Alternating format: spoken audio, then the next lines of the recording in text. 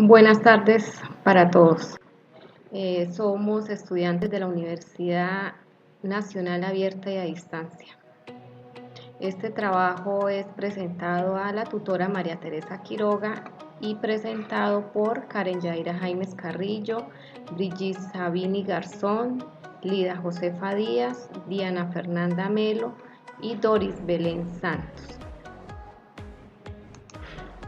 A continuación, haremos una breve explicación de la siguiente matriz para la ejemplificación de la legislación aplicada en condiciones de la organización del trabajo.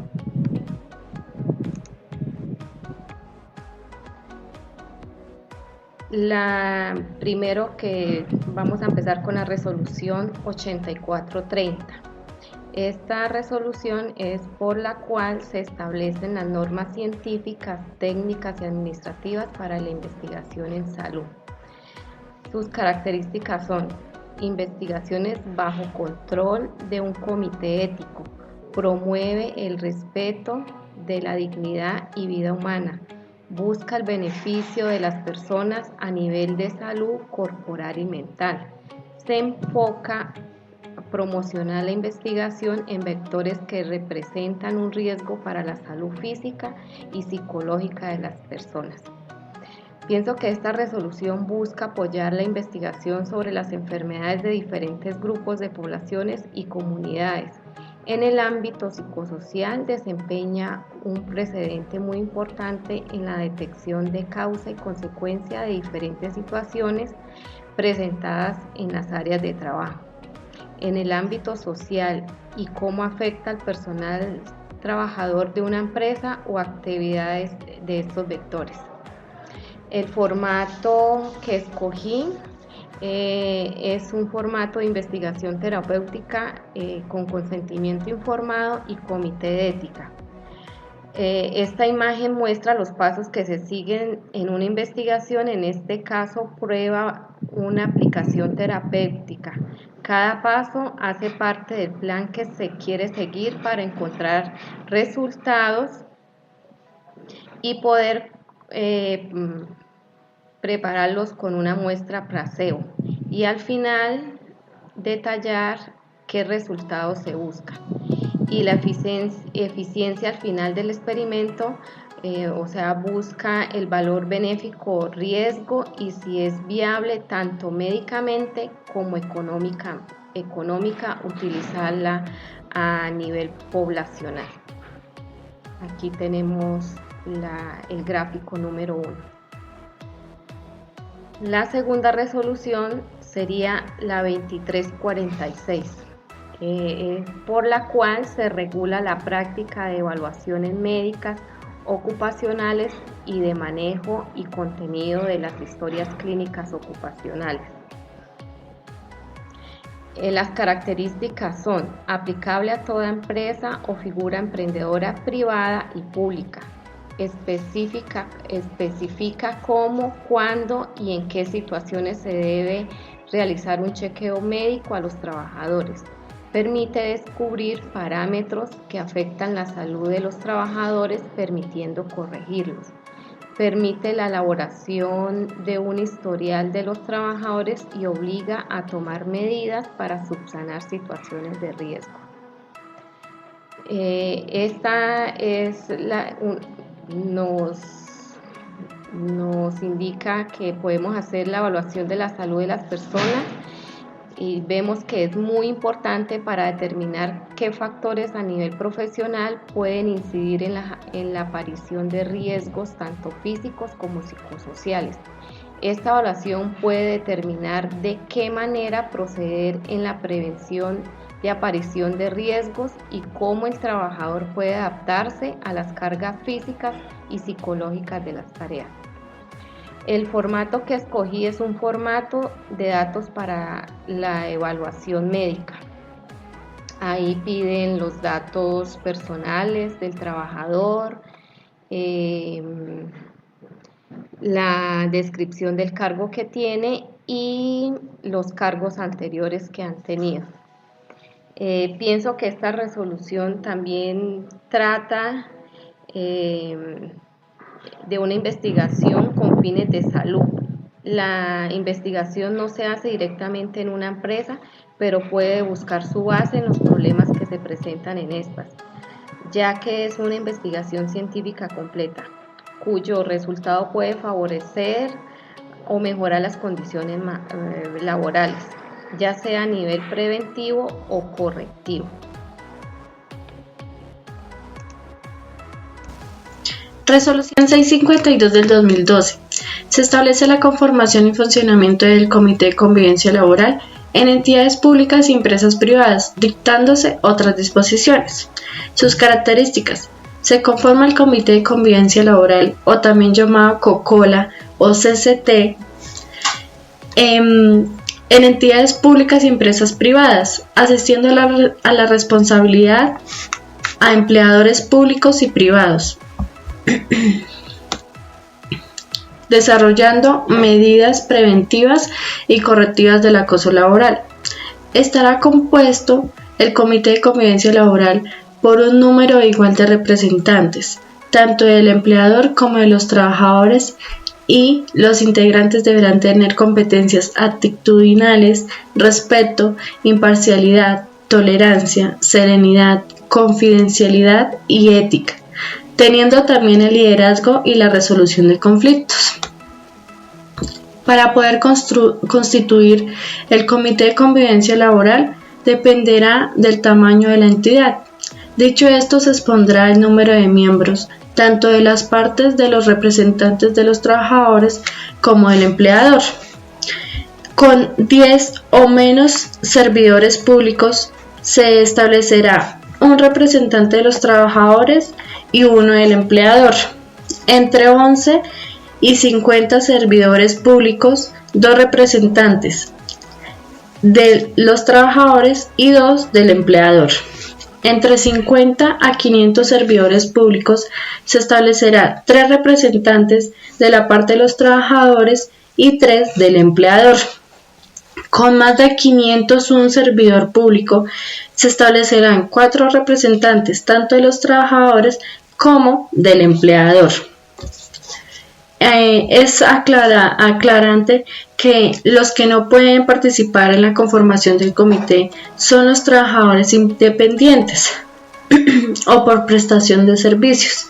¿Por qué? Porque se puede presentar subordinación. El empleador escoge directamente sus representantes y los trabajadores eligen los suyos a través de una votación secreta. Entidades que tengan 2 o más centros de trabajo deberán conformar los comités de convivencia laboral, uno que especifique el nivel central y por cada centro de trabajo. La duración que tendrán los miembros que conforman el comité de convivencia laboral será de 2 años, contándose desde la fecha de designación. Entre los miembros del comité de convivencia laboral se debe elegir un secretario por mutuo acuerdo entre las 2 partes. Dicha persona deberá recibir y dar trámite o quejas, avisar a los miembros del comité la convocatoria que serán realizados por el presidente, especificando el día, la hora, el lugar y la fecha. También elaborará el orden del día y las actas de cada una de las sesiones de dicho comité. La relación que tiene con el riesgo psicosocial. Ese mecanismo para prevenir el acoso laboral, donde puede haber existido disgusto o conflicto entre los mismos compañeros o entre jefe y trabajadores, el Comité de Convivencia Laboral no es para juzgarlo ni para decir si hay o no acoso laboral en las organizaciones. Tampoco es para sancionar ni para poner medidas disciplinarias. Será específicamente para tener esa primera instancia de conciliación del conflicto que se esté presentando en la empresa, lo cual puede ser por conflicto de rol o por relaciones insuficientes, entre otros. El ejemplo que yo escogí para esta resolución fue un formato de escrutinio, acta de apertura de elecciones a los candidatos del Comité de Convivencia Laboral, donde se especifica pues el nombre de la empresa, el periodo de elección, desde cuándo se inicia hasta cuándo culminará. Ahí pues se especifican los votos que ha tenido cada candidato, los nombres, votos en blanco, votos anulados y nombre y firma del coordinador, mesa de votación y nombre y firma del colaborador. Ese es el formato. Resolución 1356 del 2012, por la cual se modifica parcialmente la resolución 652 del 2012. El Comité de Convivencia Laboral será conformado por 2 representantes por parte del empleador y 2 de los trabajadores, cada parte con su respectivo suplente, bien sea en entidades públicas o en empresas privadas. En empresas con menos de 20 trabajadores, el comité será conformado por un representante de los trabajadores y uno del empleador con respectivos suplentes. Si se constituyen conductas de acoso laboral en empresas privadas, dicho trabajador podrá exponer su queja ante el inspector de seguridad y salud en el trabajo, en la dirección territorial donde se encuentre laborando. Entidades públicas y empresas privadas dispusieron de un tiempo que concurría hasta el 31 de diciembre del 2012 para poder implementarlo. La relación que tiene con el riesgo psicosocial. Entonces, se conforma la reunión con la resolución 652 del 2012, que tiene el mismo propósito de proponer a la alta dirección medidas preventivas y características del acoso laboral. Toda organización debe tener una política de acoso laboral, elaborando un manual de convivencia para efectuar el riesgo psicosocial, realizando capacitaciones en manejo de conflictos entre los diferentes niveles jerárquicos y así poder bajar el porcentaje de alto riesgo psicosocial, que es lo más común en el entorno laboral. El ejemplo o formato que yo escogí fue un acta de constitución del Comité de Convivencia Laboral. Acá pues se especifica pues su nombre, acta de constitución del Comité de Convivencia Laboral, Alcaldía Municipal de Fuente de Oro, que es la acta número 1 que realiza este Comité de Convivencia Laboral. Se especifica la fecha, el lugar, los asistentes, el objetivo de dicha reunión y el municipio, orden del día, verificación de la asistencia, 2. Presentación generalidades sobre la constitución y funcionamiento del Comité de Convivencia Laboral. 3. Elecciones de los representantes de los trabajadores del Comité de Convivencia Laboral. 4. Posición del comité y designación del presidente y secretario del Comité de Convivencia Laboral. También se especifica el desarrollo que tuvo la reunión, al cual asistieron 7 personas. También se presentaron las generalidades sobre la constitución y funcionamiento del Comité de Convivencia Laboral. Y por último, los trabajadores eligieron en forma libre sus representantes al Comité de Convivencia Laboral. Esta es pues como las actas que realizan los comités de convivencia laboral y especifican aquí con el número de actas que vayan asignando en cada reunión. Mi nombre es Brigitte Mirazón. En estos momentos daré la explicación de la Ley 1090 del 2006, por medio del cual se reglamenta la profesión de psicología y se dicta el Código Deontológico y Bioético. Las características: mediante esta norma se establecen los principios de la psicología, los requisitos para la ejecución de la actividad, los derechos, deberes y obligaciones, el código deontológico y el ejercicio de la psicología, crea el tribunal deontológico, organizaciones de los tribunales, el proceso deontológico y bioético disciplinario, recursos procesales y disposiciones pertinentes.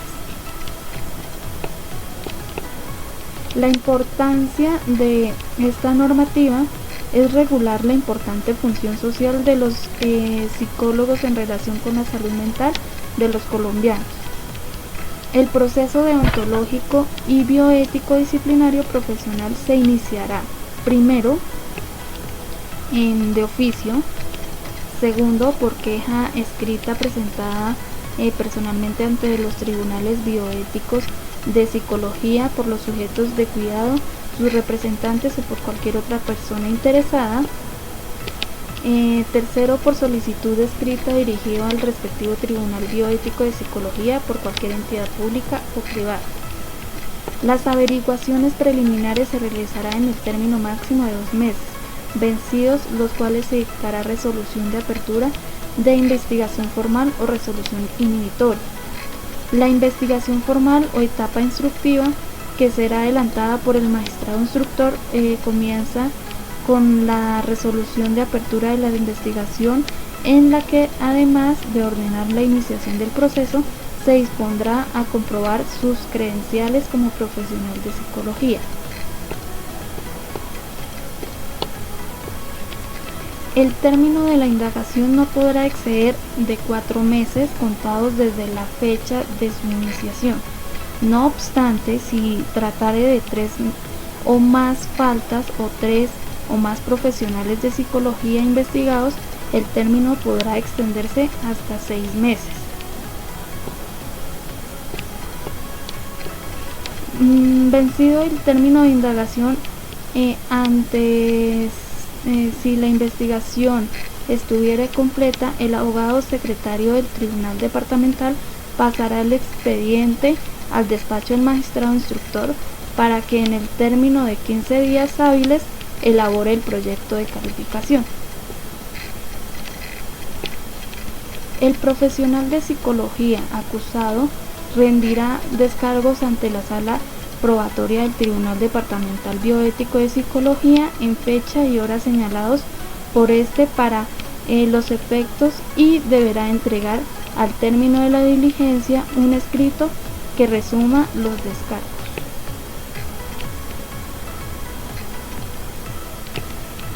Rendidos los descargos y practicadas las pruebas según el caso, el magistrado ponente dispondrá del término de 15 días hábiles para presentar el proyecto del fallo, y la sala probatoria de otros 15 días hábiles para su estudio y aprobación. El fallo será absolutorio. La Ley 10 del 2006 trata sobre el acoso laboral. Sus características: la primera es por medio de la cual se tipifican las conductas relacionadas con el acoso laboral, y la segunda en las medidas correctivas, procedimientos y sanciones. La importancia es la regulación del acoso laboral de los miembros de una empresa, y es fundamental para el buen funcionamiento de la misma. Su procedimiento o ejemplificación es cuando la sanción fuere de competencia de los jueces de trabajo, se citará audiencia, la cual tendrá lugar dentro de los 30 días siguientes a la prestación de la solicitud o queja. De la iniciación del procedimiento se notificará personalmente al acusado del acoso laboral y al empleador que lo haya tolerado dentro de los 5 días siguientes al recibo de la solicitud o queja. Las pruebas se practicarán antes de la audiencia o dentro de ella. Resolución 2646 del 2008, por la cual se establecen disposiciones y se definen responsabilidades para la identificación, evaluación, prevención, intervención y monitoreo permanente de la exposición a factores de riesgo psicosocial en el trabajo, para la determinación del origen de las patologías causadas por el estrés ocupacional. Se señala como características ambientales de aplicación, evolución de los factores psicosociales, intralaborales y extralaborales, sirviendo de instrumento en el trabajo y sus efectos. Señala como objeto de salud ocupacional proteger a personas contra los riesgos relacionados con agentes físicos, químicos, biológicos, psicosociales, entre otros derivados de la organización laboral que pueden alterar la salud del individuo y colectivo en los lugares del trabajo. Como podemos ver en la imagen, en el entorno de los factores psicosociales, donde los factores extralaborales llevan a los factores intralaborales y a los factores individuales, que es en la casa, en la empresa y las relaciones laborales. En la Ley 1616 del 2013, en Colombia el 21 de enero del 2013 se aprobó la Ley 1616, que es la que garantiza el derecho a la salud mental de la población y que facilita el acceso a los servicios de salud y a la atención adecuada y de calidad. Se caracteriza en el ámbito salud mental para garantizar la promoción y prevención primaria del trastorno mental, atención entregada a la salud mental y a la rehabilitación psicosocial. Esta ley se creó para el plano de derecho a la salud mental a la población, priorizando niños, niñas y adolescentes a través de la promoción de la salud y la prevención del trastorno mental. En esta imagen, como podemos ver, nos explica que la Ley 1616 del 2013 es la que nos promociona la salud mental y la prevención de la enfermedad, donde el gobierno debe conectar proyectos para garantizar los derechos humanos y garantizar el desarrollo y el uso de las capacidades mentales para todos los ciudadanos.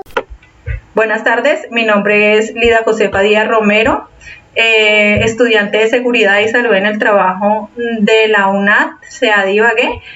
Para el trabajo colaborativo me correspondió de la Anexo 1, lo que es el decreto 1477 del 2014 y la resolución 2404 del 2019.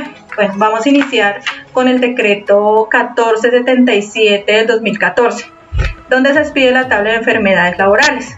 Primero, pues vamos a explicar qué es una enfermedad laboral.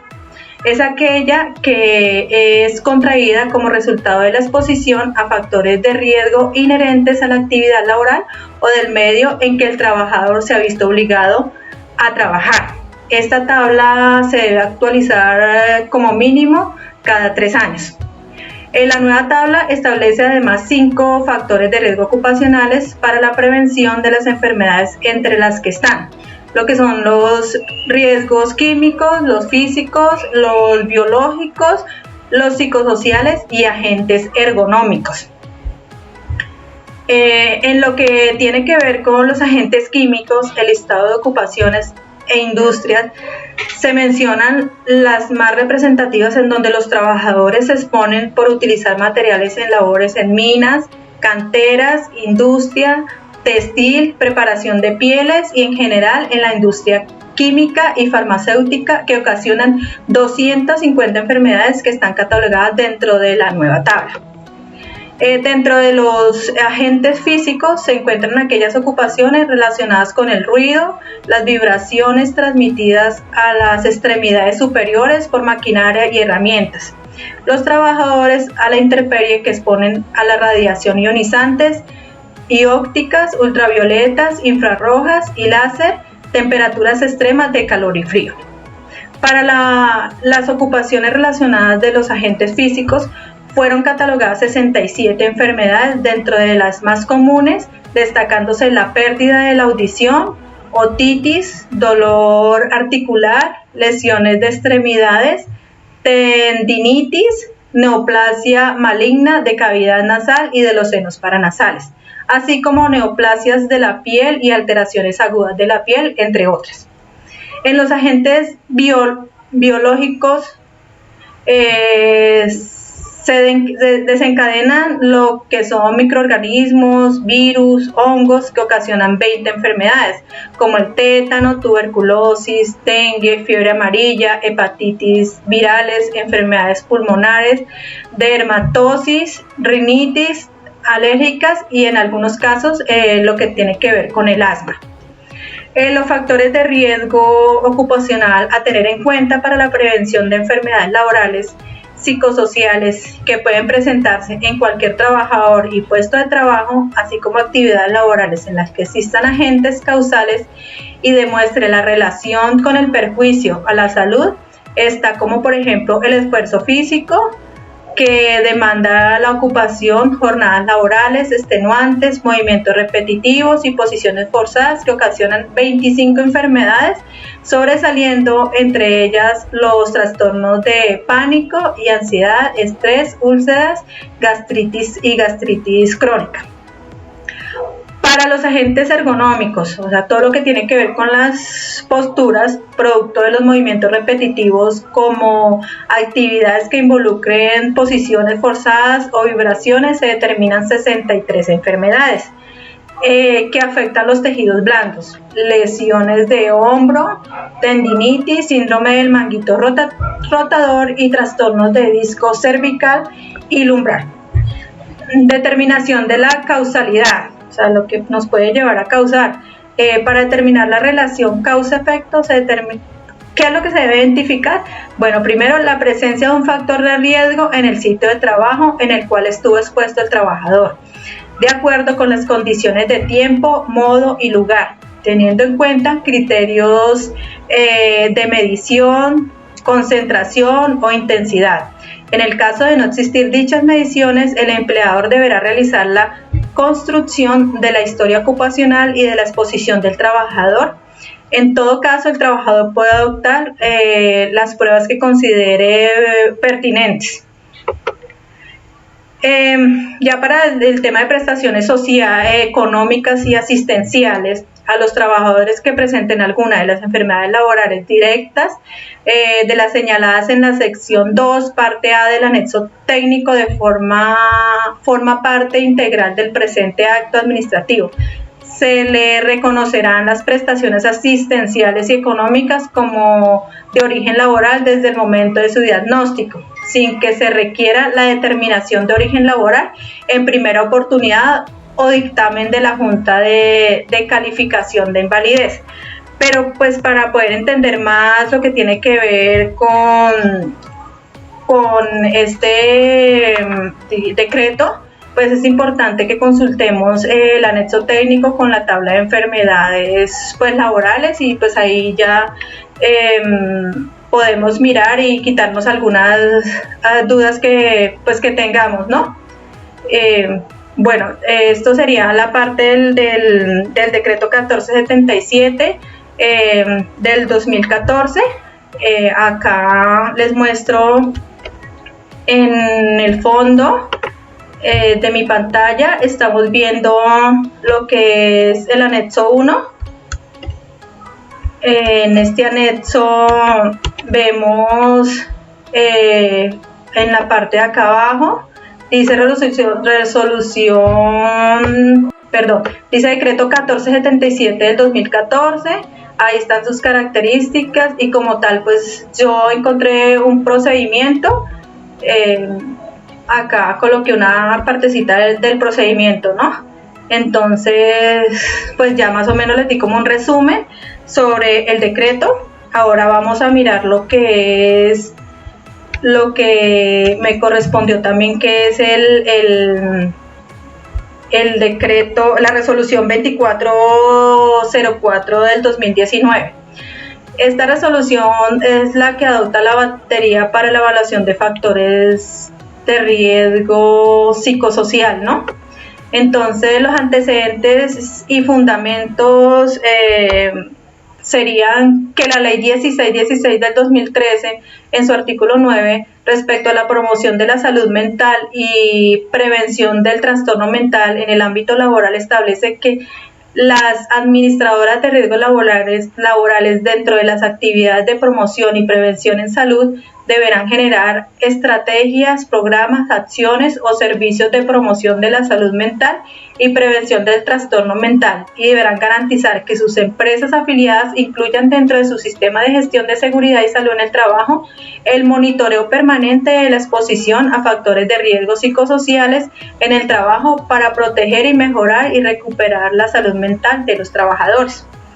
Que la resolución 2646 del 2008 expide por el entonces Ministerio de Protección Social define las responsabilidades de los diferentes actos sociales en cuanto a la identificación, evaluación, prevención e intervención y monitoreo permanente de la exposición a los factores de riesgo psicosociales en el trabajo, así como el estudio y determinación del origen de patologías presuntamente causadas por estrés ocupacional, y señala en el artículo 10 que los factores psicosociales deben ser evaluados objetiva y subjetivamente, utilizando los instrumentos que para el acto hayan sido validados en el país. El objeto de esta resolución, en consideración que no existía una herramienta o instrumento adecuado para la evaluación de estos riesgos. El Ministerio propone mediante la presente ley la adopción de la batería de instrumentos. Adopta los referentes técnicos mínimos obligatorios para la identificación, evaluación, monitoreo permanente e intervención de los factores de riesgo psicosociales. Por lo cual se adopta la batería de instrumentos para la evaluación de factores de riesgo psicosociales, la Guía Técnica General para la Promoción, Prevención e Intervención de los Factores Psicosociales y sus efectos en la población trabajadora y sus protocolos específicos, y se dictan otras disposiciones. La batería de instrumentos para la evaluación de riesgo psicosocial.